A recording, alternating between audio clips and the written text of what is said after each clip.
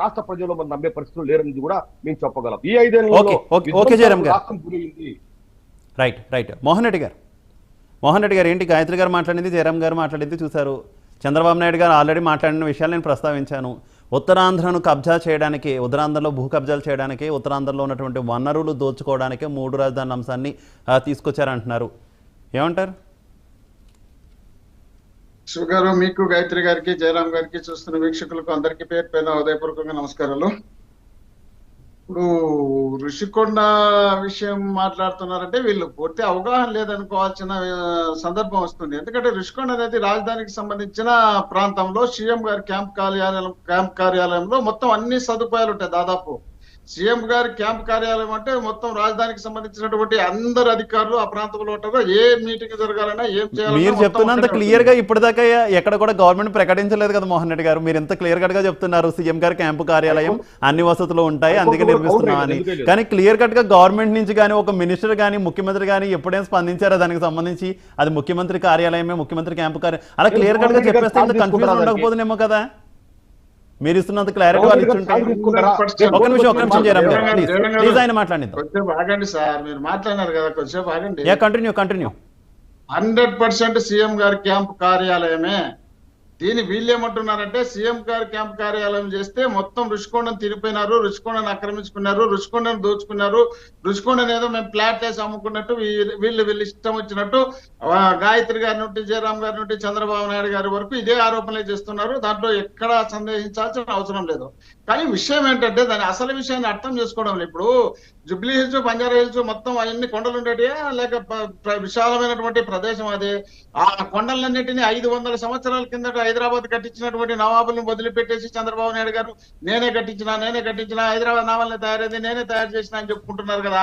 మరి అవన్నీ ఈయన బోలగొట్టి కట్టించేసినాడా? అక్కడ ఉన్నటువంటి వాతావరణం అంతా ఎక్కడ పోయింది?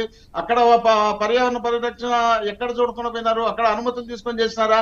ఇవన్నీ మాట్లాడుకుంటూ పోతే ఏదోటి మనం విమర్శలు చేయాలి కాబట్టి విమర్శలు చేసుకుంటూ పోతాం. చంద్రబాబు నాయుడు గారు మీటింగ్ వెళ్తున్నారు, మీటింగ్ వెళ్ళినప్పుడు అక్కడ జనం ఉంటారు, జనం ఉన్నప్పుడు ఏదో విధంగా మెసేజ్ పాస్ ఆన్ చేయాలి. ఆ మెసేజ్ ఏముంది? ఎక్కడ పోయినా జగన్మోహన్ రెడ్డి గారిని చూస్తే చంద్రబాబు నాయుడు గారి మీటింగ్ లో కూడా జై జగన్ అనే పరిస్థితి ఉంది. ఆ పరిస్థితి ఉన్నప్పుడు ఇప్పుడు మనం చూస్తున్నాం, చంద్రబాబు నాయుడు గారి మీటింగ్ లో జై జగన్ అన్నారు, షర్మిలమ్మ గారి మీటింగ్ లో జై జగన్ అంటున్నారు, పవన్ కళ్యాణ్ గారు వెళ్తే అనిపిస్తున్నారు మోహన్ రెడ్డి గారు అంటున్నారు అనిపిస్తున్నారు. ఇవన్నీ పొలిటికల్ స్ట్రాటజీస్ కావచ్చు కదా రాజకీయ పార్టీలవి. మీ పార్టీ అయినా ఎదుటి పార్టీలు అయినా షుగరు వాళ్ళది పొలిటికల్ పార్టీనే, మాది పొలిటికల్ పార్టీనే, వాళ్ళ పొలిటికల్ మీటింగ్లే, మాయి పొలిటికల్ మీటింగ్లే, వాళ్ళ మీటింగ్లకు మా మీటింగ్లకు అందరి మీటింగ్లకు వచ్చేది ఆంధ్రప్రదేశ్ ప్రజలే. ఆ ప్రజలు వచ్చినప్పుడు ఎవరెవరు అభిమానులైనా అక్కడ వచ్చినప్పుడు ఒకవేళ జగన్మోహన్ రెడ్డి గారి అభిమానులు రాష్ట్రంలో ఎక్కువ ఉండి అక్కడ పోయిన వాళ్ళు కూడా మాట్లాడొచ్చు కదా. మరి అదే జగన్మోహన్ రెడ్డి గారి మీటింగ్లకు వచ్చి జై పవన్ కళ్యాణ్ అనో జై చంద్రబాబు నాయుడు అని అనరే. మరి అనప్పుడు ఏంటి అర్థము? కాబట్టి ఈ రాష్ట్రం ఇవన్నీ కాదు మోహన్ రెడ్డి గారు, ఇవన్నీ కాదు మోహన్ రెడ్డి గారు. Come to the point. ఈ 5 ఏళ్లలో ఉత్తరాంధ్రకు వైఎస్ఆర్ కాంగ్రెస్ పార్టీ ప్రభుత్వం ఏం చేసిందంటే ఏం చెప్తారు? ఉత్తరాంధ్ర ఇప్పుడు రాజధాని పెట్టడమే ఒక పెద్ద ప్లస్ పాయింట్ ఉత్తరాంధ్రకు.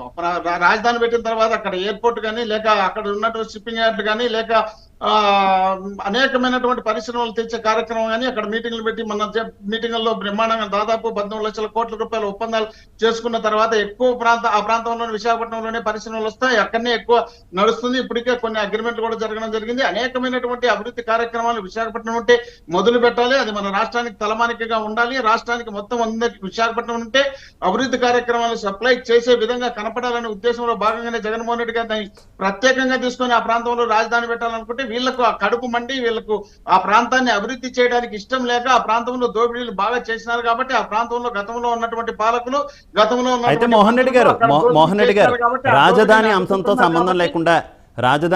సంబంధం లేకుండా విశాఖకు విభజన హామీలో వచ్చినటువంటి ఒక హామీ భోగాపురం ఎయిర్పోర్ట్ మీరు ప్రస్తావించారు కాబట్టి ఎయిర్పోర్ట్ గురించి కూడా నేను ప్రస్తావిస్తున్నాను. భోగంపురం ఎయిర్పోర్ట్, ఇదే భోగాపురం ఎయిర్పోర్ట్కి సంబంధించి జగన్మోహన్ రెడ్డి గారు నిరసనలు కూడా వ్యక్తం చేశారు. ఎందుకు విశాఖకు సంబంధించి భోగాపురం ఎయిర్పోర్ట్ ఇంకా కంప్లీట్ చేయరు, నిర్వాసితులకు ఎందుకు మంచి ప్యాకేజ్ ఇవ్వరని అన్నారు. రాష్ట్రం విడిపోయి 10 సంవత్సరాలు అయిందండి. అటు తెలుగుదేశం ప్రభుత్వం అయినా మీ ప్రభుత్వమైనా రాష్ట్రం విడిపోయి 10 సంవత్సరాలు అయింది. ఆంధ్రప్రదేశ్ రాష్ట్రానికి ఒక్క ఎయిర్పోర్ట్ కట్టుకోలేకపోయాం మనం, ఒక్క ఎయిర్పోర్ట్ కట్టుకోలేకపోయాం. ఇంకా మొత్తం నేవీ ఎయిర్పోర్ట్స్ వాళ్ళ ఆధీనంలో ఉన్నటువంటి విశాఖ ఎయిర్పోర్ట్నే వాడుకుంటున్నాం. విశాఖ లాంటి ఒక మహానగరానికి, మీరే చెప్తున్నారు విశాఖ ఎంత ఇంపార్టెంట్ నగరం ఆంధ్రప్రదేశ్ రాష్ట్రానికి, అటువంటి ఒక నగరానికి ఒక ఇంటర్నేషనల్ ఎయిర్పోర్ట్ని మనం భోగాపురంలో ఎందుకు కట్టుకోలేకపోయాం? కనీసం మీరు వచ్చిన తర్వాత అసలు భోగాపురం ఎయిర్పోర్ట్లో ఏం చేశారు? అక్కడ పునాది రాయి పడిందా? ఏ దశలో ఉంది? ఇక్కడ భూమి కొనుగోలు చేయడం జరిగింది, పునాది రాయి వేయడం జరిగింది, అక్కడ పనులు జరుగుతున్నాయి. ఆ పరిస్థితి పక్కన పెడితే మనకు చేయాల్సిన కార్యక్రమాలన్నీ ఎవరు?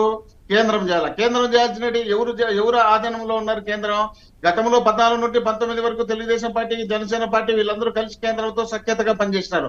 ఆ తర్వాత ఇప్పుడు ఈ 5 సంవత్సరాలు మేము వచ్చిన తర్వాత మేము ప్రతిసారి వాళ్ళని ప్రస్తావన చేస్తూనే ప్రస్తావిస్తున్నాం, అడుగుతున్నాం. అనేక సార్లు పార్లమెంటు కింద ఎగువ సభలో దిగువ సభలో అడిగిన సందర్భాలు ఉన్నాయి. వాళ్ళు మాటలు చెప్తున్నారు, కొన్ని చేయాలంటున్నారు, కొన్ని చేస్తామంటున్నారు, కొన్ని చేసినామంటున్నారు. ఈ విధంగా వాళ్ళు తప్పించుకుంటూ వస్తున్నారు. ఇప్పుడు రాష్ట్రానికి కనీసం ఈ ఎలక్షన్ టైంలో అయినా వాళ్ళు అలయన్స్ పెట్టుకోవాలని బీజేపీ వాళ్ళు వస్తున్నారు. ఇక్కడ 0.8% ఓట్లు ఉన్నటువంటి వ్యక్తులు వాళ్ళు వచ్చి ఇక్కడ పార్టీతో అలయన్స్ పెట్టుకోవాలనుకుంటే వాళ్ళకు 10 సీట్లు అవి 6 సీట్లు ఇవి పార్లమెంటు అసెంబ్లీ ఇచ్చినప్పుడు గతంలో మనం ఇచ్చినటువంటి హామీలు ఏం అమలు చేస్తున్నారు, ఇప్పుడు ఏం అమలు చేస్తారు? మీరు కనీసం వీటిని అమలు చేసే కార్యక్రమం మీటింగ్ లో వచ్చినప్పుడు 5 ఏళ్ళ అధికారంలో ఉన్నది మీరు మోహన్ రెడ్డి గారు, 5 ఏళ్ళ అధికారంలో ఉన్నది మీరు, 5 ఏళ్ళు కేంద్రానికి అన్ని అంశాల్లో పార్లమెంట్ లో మద్దతు ఇచ్చింది మీరు. ఇప్పుడేమో మళ్ళీ మీ విపక్షాల మీద తోస్తే కరెక్ట్ కాదేమో. ఓకే గాయత్రి గారు మీరు ఏమంటారు?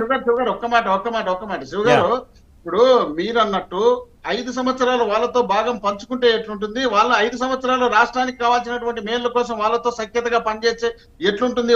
ఒకసారి మీరు ఆలోచన చేయండి. వాళ్ళతోలే పోరాటం అనేది చేయాలి కదా, పోరాటం అనేది చేయాలి కదా. మేము కేంద్రంతో యుద్ధం చేయమని చెప్పట్లేదు. పార్లమెంట్ లో ఒక ప్లకార్డ్ పట్టుకున్నారా? భోగాపురం ఎయిర్పోర్ట్ పూర్తి చేయండి, ఆంధ్రప్రదేశ్ రాష్ట్రానికి ప్రత్యేక హోదా ఇవ్వండి, అలాగే కడపలో స్టీల్ ప్లాంట్ నిర్మించండి, విభజన హామీలు అమలు చేయండి అని చెప్పి వైఎస్ఆర్ కాంగ్రెస్ పార్టీకి చెందినటువంటి ఎంపీలంతా కూడా రాజ్యసభలో కానీ లోక్సభలో కానీ ఒక్క ప్లకార్డు పట్టుకున్నటువంటి ఫోటో చూపించండి దయచేసి. ఒక్క ప్లకార్డు, నేను కేంద్రం మీద యుద్ధం చేయమని చెప్పట్లా, కేంద్రం మీద యుద్ధం చేయమని చెప్పట్లా, ఒక్క ప్లకార్డు పట్టుకొని గెలిచినటువంటి ఎంపీలు ఏనాడైనా అడిగారా? ఎగువ సభలో దిగువ సభలో అనేక సార్లు అడిగిన సందర్భాల్లో మీరు చెప్పినట్టు ప్లే కార్డు పెట్టుకున్నంత మాత్రమే అది అడిగినట్టని కాదు. ప్లే కార్డు పట్టుకుంటే అడుగుతారని కాదు. ప్లే కార్డు జగన్మోహన్ రెడ్డి గారు ప్రత్యేక హోదా రాష్ట్ర విభజన జరిగేటప్పుడు ప్లే కార్డు పట్టుకున్నారు. ప్లే కార్డు పట్టుకున్న తర్వాత ఏం జరిగింది, ఏం చేసినారని అందరికీ తెలుసు. ఓన్లీ ప్లే కార్డు పట్టుకుంటేనే పరిష్కారం అవుతుంది అనుకోవడం ఎట్లవుతుంది? అట్లాంటి ప్లే కార్డు ఇప్పుడు పట్టుకోవచ్చు. అనేక సార్లు వాళ్ళని అడగడం జరిగింది కదా, రాజ్యసభ మెంబర్లు కానీ పార్లమెంట్ మెంబర్లు కానీ అనేక సార్లు.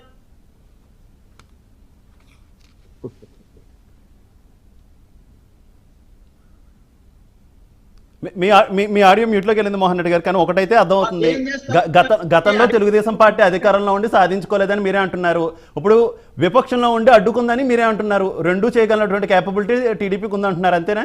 రైట్, ఓకే గాయత్రి గారు ప్లీజ్ కంటిన్యూ. వస్తున్నా, మళ్ళీ వస్తా మీ దగ్గరకు వస్తా, ఒకసారి మళ్ళీ వస్తా మీ దగ్గర